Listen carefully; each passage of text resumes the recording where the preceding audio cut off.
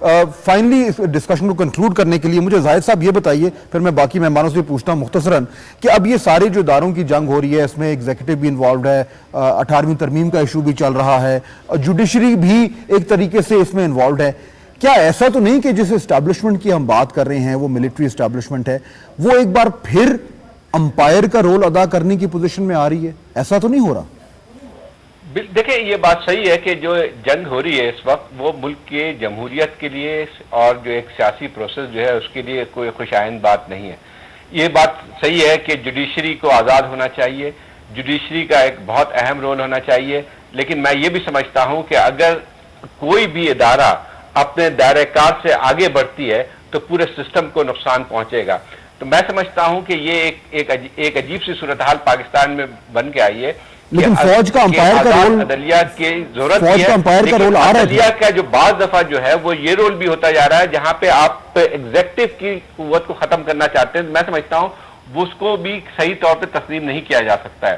اور یہ اداروں کی جنگ جو ہے اس کی وجہ سے پھر میں وہی بات کرتا ہوں کہ پھر وہی قوتیں جس کو ہم اسٹیبلشمنٹ کہہ رہے ہیں، جو کہ ایک پرماننٹ اسٹیبلشمنٹ ہے، اسی کو فائدہ پہنچتا ہے. اور ہم یہ دیکھتے ہیں کہ پھر یہ جب یہ اس قسم کا تصادم ہوگا تو اس کا فائدہ اور پھر وہ آربیٹر کا رول کون اختیار کرے گا، یہ ہمارے سب کے سامنے موجود ہے.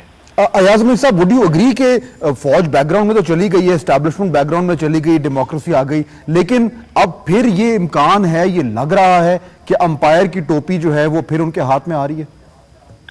آپ صرف اس سے موازنہ کیجئے کہ 2 سال پہلے کیا حالت تھی، فوج اور سارے جو تھے ڈرے ڈرے ہوئے تھے کہ اب انتخاب کے بعد پتہ نہیں کیا ہوگا. 2 سال بعد آپ دیکھیے ان کی position they have spring back, وہ واپس آ گئے، ان کی پوزیشن ریہیبلیٹیٹ ہو گئی ہے.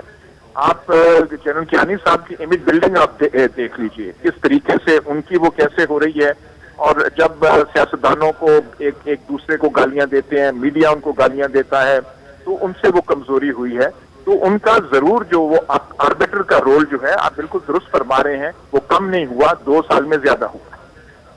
ردا صاحب، وڈ یو اگری کہ یہ آربیٹر کا رول جو ہے، امپائر کا رول، یہ بڑھتا جا رہا ہے، اس کے امکانات ملٹری اسٹیبلشمنٹ کے لیے؟ بالکل بڑھ رہا ہے جی، بالکل بڑھ رہا ہے. ہم تو اس دن کا انتظار کر رہے ہیں جی جب یہ پارلیمنٹ جو ہے یہ صحیح معنوں میں یہ ایک پاورفل انڈیپینڈنٹ وہ ادارہ بن جائے، ایسا ادارہ ہو. اب we can feel proud of that institution جی.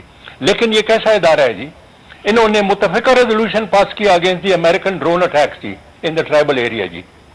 اس متفقہ ریزولوشن کو ردی کے ٹوکری میں ڈال دیا ہے جی.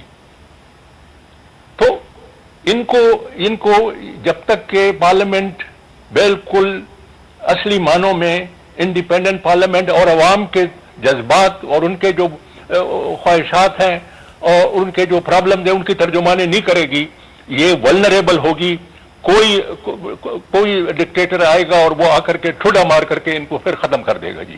دوسری بات میں فات کہنا چاہتا ہوں جی، یہ حالت اس میں کوئی چینج نہیں آئے گا جی. اس سچویشن میں فوج ہمیشہ ڈومینیٹ کرے گی اس وقت تک جب تک کہ ہماری پولیٹیکل انسٹیٹیوشن جو ہے، اگر آپ پالیٹیشینز اور سول سوسائٹی اور پاکستان کے لوگ اپنے پولیٹیکل انسٹیٹیوشن کو ڈیفینڈ کرنے کے لیے تیار نہیں ہے، اپنے پولیٹیکل انسٹیٹیوشن کو ڈیفینڈ کرنے کے لیے قربانی دینے کے لیے تیار نہیں ہے، تو طاقت کا سرچشمہ ہمیشہ فوج میں رہے گا.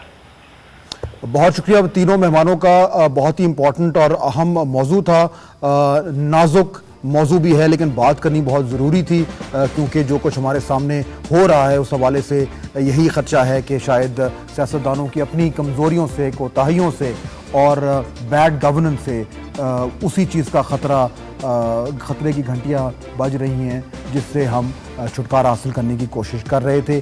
بیڈ گورننس از دا کی.